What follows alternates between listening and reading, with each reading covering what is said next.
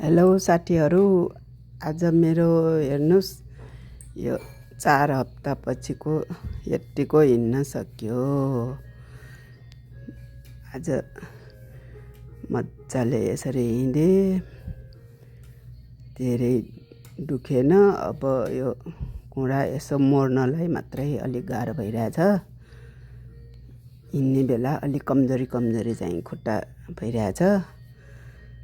तै पनि अब दुखेको त धेरै कम भयो।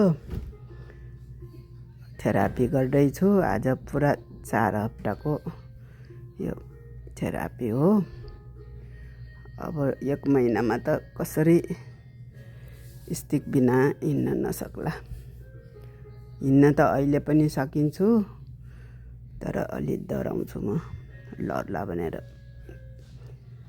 थेरापिसियनले पनि अब त्यसरी नहिँड्नु भनेछ। हेर्नुहोस् है कतिको राम्रो भएछ। ल अब यो स्टिक बिना एकछिन हिँडे, यसरी भयो। यतिको हिँड्न सक्यो। म धेरै खुसी छु आज।